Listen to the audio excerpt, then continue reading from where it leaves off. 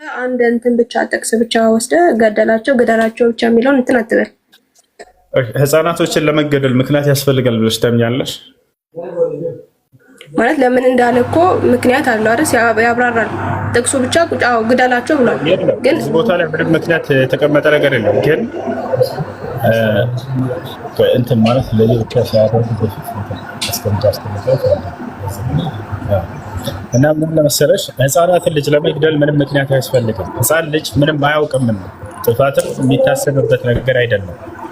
እንደ እስልምና ብትመጪ ለምሳሌ ህፃን ልጅ ከጠላት ቢሆን ራሱ አይገደልም። ነቢያችን ሰለላሁ ዐለይሂ ወሰለም ላሳይሽ ያልኩት እሱን ነበር። ወደ ጦር ሜዳ ላይ በሚሄዱ ጊዜ ሰራዊቶቻቸውን አደራ ህፃን ልጆችን እንዳትነኩ ከጠላት ቢሆንም እንኳን ይሏቸው ነበር። ምክንያት አያስፈልግም ህፃን ልጅን ላለመግደል። ገብቷቸዋል? ምንም አይነት ምክንያት አያስፈልግም። ሽማግሌን በክል ይሄ ነው እና ስለዚህ እነዚህን ግን ግደሏቸው የሚል ህግን አውጥቶ ታገኛላችሁ። በሌላም ቦታ በርካታ ቦታ ላይ አለ። አንዴ ይሄንን ላሳየሽ፣ ምክንያቱም አንዴ ላሳየሽ።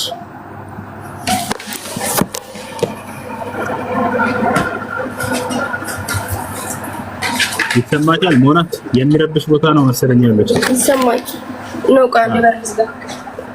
እሺ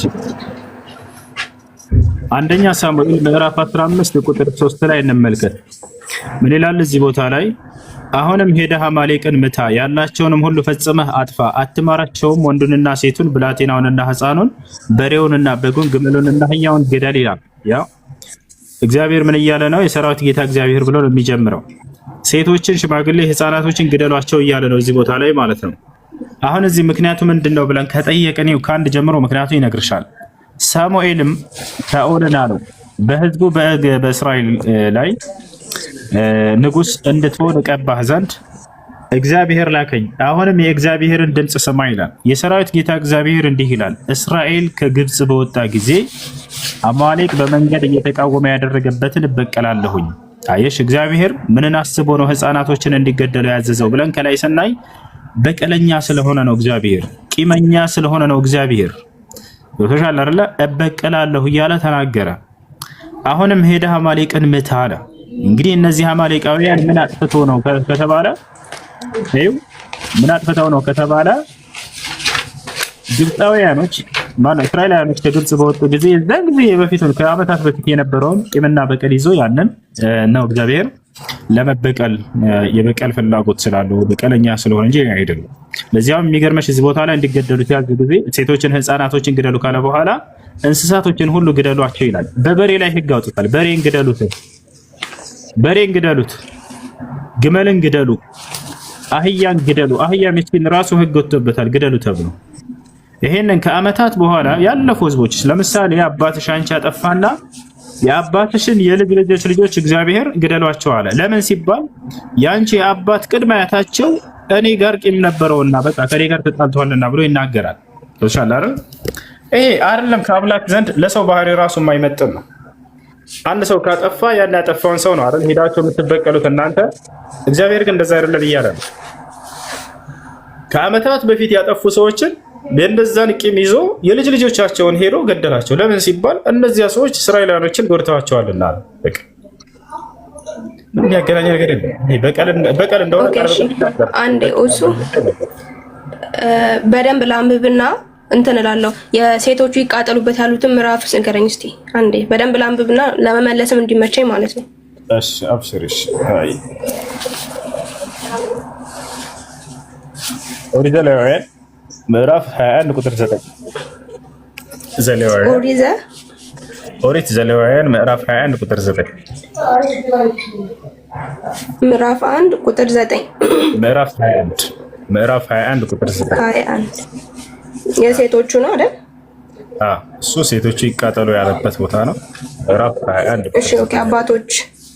አባቶች ልጆች ሕዝቅኤል ምዕራፍ 9 ቁጥር 6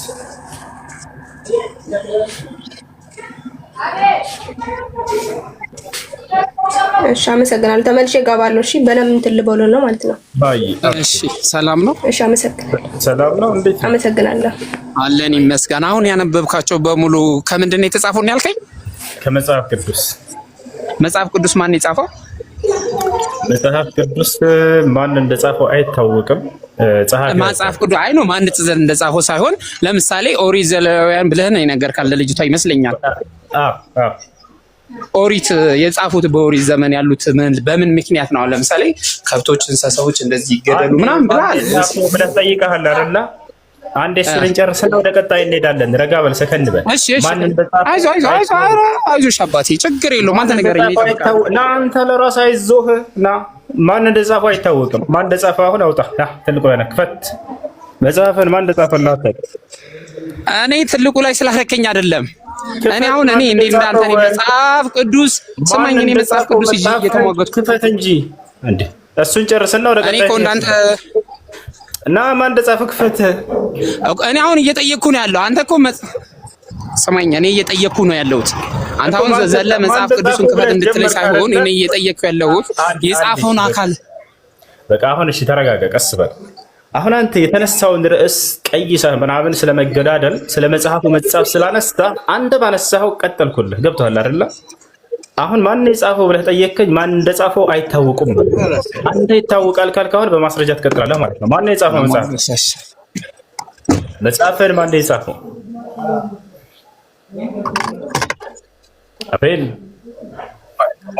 አቤላ እስቲ እንድመልስልኝ እየጠበቅኩ ነው። ይኸው እስካሁን ዝም ብያለሁ። እንድመልስልኝ እየጠበቅኩ ነው። እሺ ማን እንደጻፈው አይታወቅም። መለስኩኝ። አውጣና ንገረኝ። ምን ላውጣ?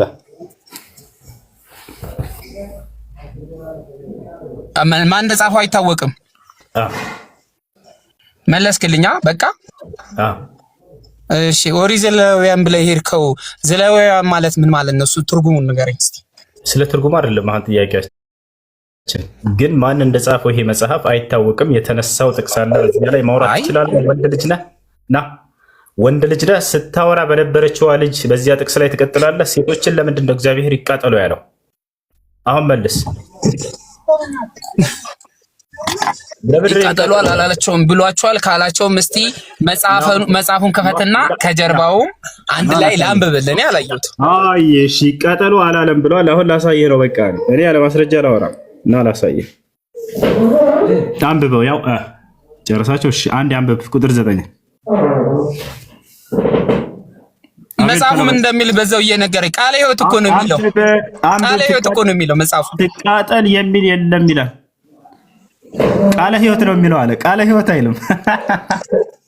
ቃለ ሕይወት ነው፣ ቃለ እውነት ነው የሚለው።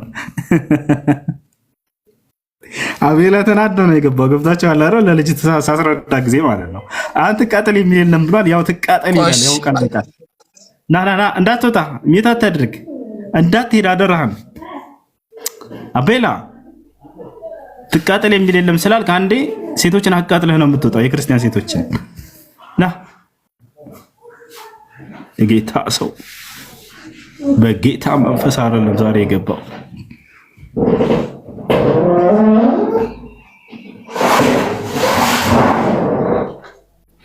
እና እንጃ ቢላ አስወጥተኝ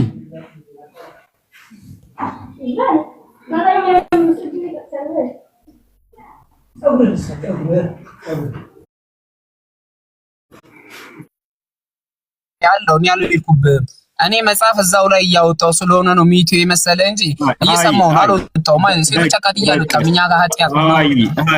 ሴት አይደለም እንስሳት እንዲጠፋ ይፈልጋል። እሱን በተግባር ልናየው ነው። ሴቶችን አቃጥ አንዴ እኔም እንትን እየፈለኩ ነው። መጽሐፉን አንተ ያወጣው መጽሐፍ እያየሁ ነው። አይ በቃ እንደሱ ይሻላል። አሁን ምን እናደርጋለን ልጆች? እስኪ የት ነው ይጨርሱና ጥራኝ። እሺ አይ ይጨርሱ። እሺ ችግር የለም። አንተ እንዳለው አይወለ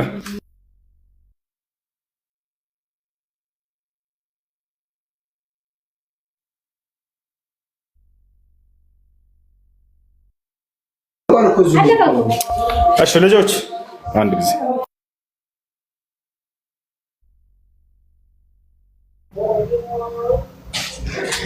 ሁሴን እኔ ልቀጥል። እንትን ካልተመቸ ትቀጥያለሽ። አንድ ጊዜ ብቻ። እሺ አንድ ጊዜ ብቻ። እሺ አሁን ምን መሰላችሁ? የሆነ ነገር ባሳያችሁ ደስ ስለሚለኝ ነው። ዛሬ በአላህ ፍቃድ እዚህ ቲክቶክ ላይ ከሚገኙ ሴቶች መካከል አንድ ሴት አላህ ጀዛን ይክፈላት ፍየል አርዳችሁ ስጡልኝ ለድሃዎች ለምስኪኖች ብላለች። ሩዝ አለ፣ ዱቄት አለ፣ ቴምር አለ፣ ስጋ አለ፣ ፊጥራ ይሄ ይሰጣቸዋል። አላህ ጀዛን ይክፈላት። ሁላችሁም ዱዓ ታደርጉላታላችሁ። እዚህ አካባቢ ለሚገኙ ምስኪኖች እየዞርን እየሄድን ሰደቃ እንሰጣቸዋለን ማለት ነው። ሁላችሁም በዚህ በጾም ቀን ዱዓ ታደርጉላታላችሁ። አይ ተጨርሷል።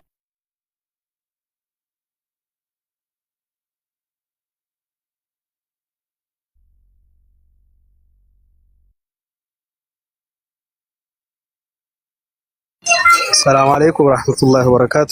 ጀሞ እንዴት ናችሁ? ዛህሩም ሰላም አለይኩም ብያለሁ። ታብ ማድረጉን አቀንሱ። ያው በዚህ ኸይር ስራ ላይም ደግሞ ተሳተፉ። ደስ የሚል ነው እንደዚህ አይነት ኸይር ስራ ላይ መስራት። ማሻአላህ አላህ ይቀበላት። ዱዓም አድርጉላት። ትልቅ ነገር ነው በዚህ እንትን ማለት ነው። ሰሞኑን አንስቼ ነበር ያው እኛ ጋር ሁሉም በዚህ አይነት ነገር ቢረባረብ አሪፍ ነው።